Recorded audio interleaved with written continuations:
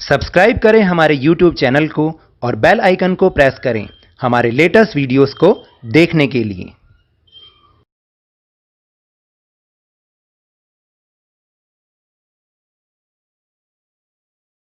Hello and welcome to Lavneesh Sir की class. This is Directorate of Education GNCT of Delhi's worksheet number 14, and it is only for class 7 students. It has taken from the subject Social Science, Political Science. We will learn and understand the chapter Equality in this worksheet. अगर आपको याद है तो last worksheet में भी हमने कुछ equality से रिलेटेड कुछ फैक्ट्स को समझा था, कुछ लॉ जो बने हुए हैं उनको हमने समझा था, और हमने ये भी समझा था कि हमारे यहाँ पर पॉलिटिकल इक्वालिटी तो इंडिया में है लेकिन सोशल इक्वालिटी अभी नहीं है। वहाँ पर हमें इनइक्वालिटी वाले बिहेवियर देखने को मिलते हैं। तो पॉलिटिकल इक्वालिटी मीन्स वोट देने में हम सबको इक्वालिटी है, वोट देने का राइट सभी को है, सभी एडल्ट्स को है जो 18 और 18 से अबव हैं। उसमें कोई इनइक्वालिटी का बिहेवियर नहीं होता है। तो इसी तरीके से आज कुछ और इन्फॉर्मेशन हम इस वर्कशीट में जानेंगे। So now let's start and understand with me. It is disgraceful to live at the cost of one self respect. देखिए, अब जो हम समझ रहे हैं ना, वो हमारे एक बहुत बड़े, जिनको हम फादर ऑफ द कॉन्स्टिट्यूशन के नाम से भी जानते हैं, वो थे डॉक्टर भीमराव अंबेडकर, जिनकी पिक्चर भी यहाँ दे रखी है। उन्होंने कुछ कहा किसके बारे में? सेल्फ रिस्पेक्ट के बारे में। तो उसको ही हम यहाँ पर डिस्कस कर रहे हैं और जान रहे हैं। तो जो उन्होंने ये बोला कि it is disgraceful to live at the cost of one self respect, यानी हमें अपने जो हमारी सेल्फ रिस्पेक्ट है उसकी कीमत पर अगर हम जीते हैं, यानी वो हमें नहीं मिलती, सेल्फ रिस्पेक्ट हमें नहीं मिल रही है, तो हमारा जीना बहुत ही डिसग्रेसफुल है, हमारी लाइफ बहुत डिसग्रेसफुल है।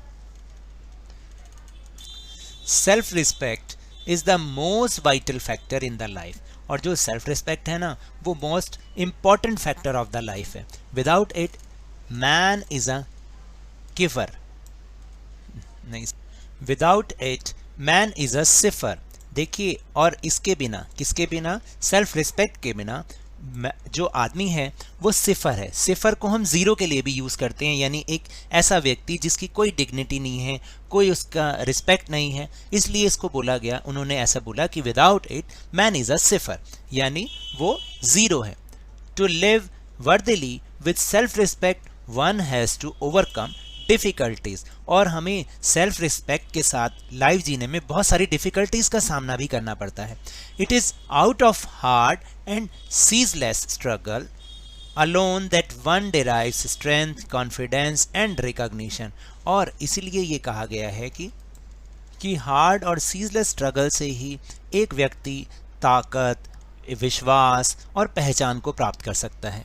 मैन इज़ मॉर्टल, यानी जो इंसान है वो नश्वर है। मॉर्टल का मतलब नश्वर।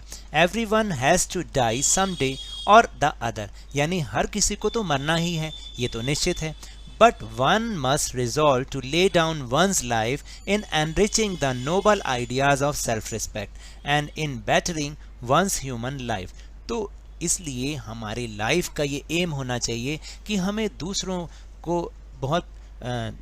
दूसरों की लाइफ को अच्छा करना चाहिए, हमारे जीवन को अच्छा बनाने के लिए सेल्फ रिस्पेक्ट को एक्वायर करना चाहिए, और हमें जो सोसाइटी है उसके लिए कुछ ना कुछ कंट्रीब्यूशन करना चाहिए, ताकि सभी की लाइफ जो है वो बहुत अच्छी हो सके। Nothing is more disgraceful for a brave man than to live life devoid of self respect. और फिर आगे उन्होंने ये भी कहा कि एक ब्रेव मैन के लिए अगर सेल्फ रिस्पेक्ट नहीं है तो उनका जो जीवन है वो बहुत ही डिसग्रेसफुल होगा। और इसे अभी हमने बताया कि ये इतना अच्छा उनका कथन है, उनकी स्टेटमेंट इतनी बढ़िया है कि वाकई ही ये हमारे जीवन को, हमारी लाइफ को एक मोटिवेशन देती है। तो ये किसने लिखा? डॉक्टर BR अम्बेडकर ने। And the next topic is some provision of Indian Constitution to ensure equality. यानी इंडियन कॉन्स्टिट्यूशन के कुछ प्रोविजंस जो कि इक्वालिटी को इंश्योर करते हैं, वो कौन कौन से हैं? Let's discuss. First is every person is equal before law, यानी लॉ के सामने सभी लोग इक्वल हैं, भले ही वो कोई रिच पर्सन हो या कोई पुअर पर्सन हो, कैसा भी हो, सभी के सभी हम लोग जो लॉ के सामने यानी कानून के सामने हम सब इक्वल हैं। Second provision is no person can be discriminated on the basis of their religion, caste, race, place of birth and gender, यानी किसी भी पर्सन से उसके religion, caste, race, place of birth और जेंडर के बेस पर उससे कोई डिस्क्रिमिनेशन नहीं किया जाएगा। Third one is every person has the access of public place. देखिए पब्लिक प्लेस पर सभी लोग अलाउड हैं, उनके साथ विदाउट एनी डिस्क्रिमिनेशन उन्हें अलाउ किया जाएगा कि वो पब्लिक प्लेस पर जा सकते हैं और पब्लिक प्रॉपर्टी को यूज़ कर सकते हैं। And the last one is untouchability has been abolished. जो अनटचेबिलिटी होती है ना, आप तो शायद नहीं जानते, लेकिन जब हमारा देश आज़ाद नहीं हुआ था तो उससे भी काफ़ी समय पहले से ये अनटचेबिलिटी वाली जो एक बुरी सी चीज़ थी हमारी सोसाइटी में, वो बहुत ही बेकार चीज़ थी। उसमें क्या होता था, जो अपर कास्ट के लोग होते थे वो जो लोअर कास्ट के लोगों के साथ बैठते भी नहीं थे, उनको टच भी नहीं करते थे। तो जब हमारी कंट्री को फ्रीडम मिला तो सबसे पहले हमारे कॉन्स्टिट्यूशन में इक्वालिटी देने के लिए इस अनटचेबिलिटी को अबॉलिश किया गया, हटा दिया गया। Then there are two ways in which the government has tried to implement the equality that is guaranteed in the constitution is first through laws and second through government programs or schemes to help disadvantaged communities। तो देखिए government ने इस equality को implement करने के लिए जिसकी की गारंटी कॉन्स्टिट्यूशन में दी गई है, वो दो तरीके से इसको लोगों को प्रोवाइड कराते हैं। पहला तो लॉज के थ्रू यानी कानून के थ्रू, और दूसरा जो गवर्नमेंट के प्रोग्राम्स होते हैं, गवर्नमेंट की स्कीम्स होती हैं, उन लोगों के लिए उनको इम्प्लीमेंट किया गया जो डिसएडवांटेज ग्रुप हैं, यानी जिनको पहले कभी कोई अपॉर्चुनिटी मिली ही नहीं, इसलिए उनके लिए ये स्कीम्स की जाती हैं ताकि सब लोग इक्वालिटी को इक्वल हो सकें। There are several laws in India that protect every person's right to be treated equally। और हमारे इंडिया में बहुत सारे कानून ऐसे हैं जो कि किसी भी पर्सन के राइट को प्रोटेक्ट करते हैं कि उसके साथ इक्वली ट्रीट किया जाए। In addition to laws, the government has also set up several schemes to improve the lives of communities and individuals who have been treated unequally for several centuries। और हमारे यहाँ पर देखिए बहुत सारे प्रोविज़न हैं, बहुत सारे स्कीम्स हैं, बहुत सारे लॉ हैं जो कि हमारी उस कम्युनिटी या इंडिविजुअल्स की जीवन को इम्प्रूव करने में हेल्प करते हैं, जिनके साथ बहुत सालों तक अनइक्वली ट्रीटमेंट किया गया है। These schemes are to ensure greater opportunity for people who had not have this in the past। तो ये उन लोगों के लिए एक बहुत बड़ी अपॉर्चुनिटी है जो कि पिछले अतीत में, जिनको पास्ट में शायद कभी मौका नहीं मिला, तो ये स्कीम्स उनके लिए हैं। और इसमें इस बात को इंश्योर भी किया जाता है कि इसका फ़ायदा उन्हीं लोगों को मिले, तो शायद ये हमारे सोसाइटी में इक्वालिटी और ज़्यादा होगी। इस इक्वालिटी को स्कूल्स भी बढ़ाने में बहुत हेल्प करते हैं। आपने देखा होगा स्कूल में एक बहुत ही फेमस प्रोग्राम है, that is mid day meal program. ये इक्वालिटी को और आगे फैलाने में, स्प्रेड करने में बहुत हेल्प करता है। कैसे? Let's see. This refers to the program introduce in all government elementary schools to provide children with cooked lunch. और इसका मतलब ये है कि ये जो प्रोग्राम है वो सभी गवर्नमेंट एलिमेंट्री स्कूल्स में बच्चों के लिए किया गया ताकि उनको कुक्ड लंच मिल सके। Tamil Nadu was the first state in India to introduce this scheme, and in 2001 the Supreme Court asked all state governments to begin this program in their school within 6 months। देखिए तमिलनाडु जो सबसे पहला स्टेट था जिसने इस program को implement किया अपने स्टेट में 2001 में, और तभी सुप्रीम कोर्ट ने सभी स्टेट गवर्नमेंट को ये ऑर्डर किया कि वो भी अपने अपने स्टेट्स में, अपने अपने स्कूल्स में इनको विद इन 6 मंथ इस प्रोग्राम को इम्प्लीमेंट कर। This program has had many positive effects, और आप जानते हैं कि इस प्रोग्राम के बहुत ज़्यादा पॉजिटिव इफ़ेक्ट्स हमें देखने को मिले हैं। These include the fact that more poor children have begun enrolling and regularly attending school। और इसके आप देखिए इसके इफेक्ट में बहुत सारे बच्चों ने अपने आप को स्कूल में एनरोल कराया और अब वो रेगुलरली स्कूल अटेंड भी कर रहे हैं।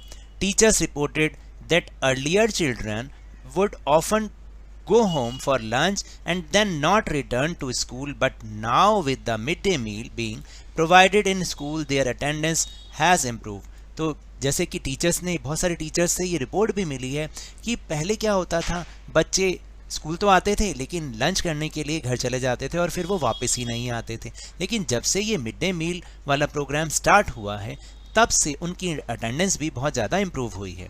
This program has also help reduce caste prejudice. देखिए इस प्रोग्राम ने सबसे बड़ी बात ये की जो हमारे देखने को मिलती है हमारी कंट्री में, कास्ट प्रेजुडिस। कास्ट प्रेजुडिस का मतलब होता है कास्ट में डिफरेंस, मतलब जैसे कि हम लोग बहुत ज़्यादा भेदभाव करते हैं कि भाई ये इस कास्ट का, ये उस कास्ट। तो ये मिड डे मील से इस चीज़ को दूर करने में बहुत हेल्प मिली है, क्योंकि आप देखिए स्कूल में सभी कास्ट, सभी रिलीजन के बच्चे, स्टूडेंट्स साथ में मिलकर लंच करते हैं, first thing. And the second thing is वो सब के सब सेम मिड डे मील खाते हैं, किसी के लिए कोई अलग मिड डे मील नहीं है। तो इस तरह से ये इक्वालिटी को और ज़्यादा स्प्रेड करता है ये programme. Even though persons are aware that discrimination is against the law, they continue to treat people unequally on the basis of their caste, religion, race, differently abled, economic status and gender। तो देखिए हालांकि लोगों को पता है, लोग इस बारे में अवेयर भी हैं कि डिस्क्रिमिनेशन करना लॉ के अगेंस्ट है, लेकिन फिर भी वो लोगों के साथ अनइक्वली ट्रीटमेंट करते रहते हैं। कैसे? On the basis of their caste, religion, race, और डिफरेंटली एबल्ड लोगों के साथ भी, या इकोनॉमिक स्टेटस के बेस पर भी, जेंडर के बेस पर भी वो जो दूसरे लोगों के साथ अनइक्वली बिहेवियर करते रहते हैं। It is only when people begin to believe that no one is inferior and that every person deserves to be treated with dignity that present attitudes can change। देखिए, और ये तभी ये चेंज आ सकता है जब सभी लोग ये विश्वास करें कि कोई भी इन्फीरियर नहीं है, कोई भी कम नहीं है। सभी पर्सन जो भी हमारी सोसाइटी में जितने भी लोग रहते हैं वो सब इक्वल हैं, और उन सब के साथ हमें डिग्निटी के साथ बिहेवियर करना चाहिए। इसलिए तभी अगर ये एटीट्यूड हमारा चेंज हो जाता है तो हमारी सोसाइटी में भी सोशल इक्वालिटी आ सकती है। Establishing equality in democratic society is a continuous struggle in which individual as well as various communities has to cooperate. तो अगर हमारे इस सोसाइटी में ये इक्वालिटी लानी है, इस डेमोक्रेटिक सोसाइटी में, जो कि बहुत ज़्यादा ज़रूरी है, तो इसमें बहुत सारी कम्युनिटीज़ को कोऑपरेट करना पड़ेगा, तभी शायद हमारी सोसाइटी में इक्वालिटी आ सकेगी। So now we'll move on our question answer section. So the first question is mention some provisions of Indian constitution to ensure equality. So answer is some provisions of Indian constitution to ensure equality. First is every person is equal before law. Second is no person can be discriminated on the basis of their religion, caste, race, place of birth and gender. Third is every person has the access of public place. And the fourth is untouchability has been abolished. So the question number 2 is, how does midday meal help to ensure equality? Describe. The midday meal system promotes equality because it helps to reduce caste prejudice, as both upper and lower caste students used to eat meal together, and in few places Dalit women are appointed to cook food. So in this way we ensure equality through midday meal program. Now the last question, question number 3 is, suggest some measures to ensure equality in society. So here are some measures which are my suggestions. share household works equally among the members of the family. Second is encourage or help women to move forward in the society, encourage poor people for their welfare. And the last one is the same salary for equal work. तो यानी हमें चाहे वो कोई lady हो चाहे gent हो, अगर वो सेम वर्क कर रहे हैं तो उन्हें सेम सैलरी मिलनी चाहिए. So now that's all for this worksheet. अगर मेरे इस तरह समझाने से आपको थोड़ा सा भी समझ में आया हो तो इस चैनल को ज़्यादा से ज़्यादा सब्सक्राइब कीजिए, लाइक कीजिए और बहुत ज़्यादा शेयर भी कीजिए. और हाँ, मेरे साथ इसी तरह वर्कशीट को समझते रहिए, लेकिन ध्यान और मन लगाकर पूरी मेहनत के साथ पढ़ते रहिए. And if you want to protect from corona virus then please wear a mask, क्योंकि जब तक दवाई नहीं तब तक कोई ढिलाई नहीं. Thank you very much.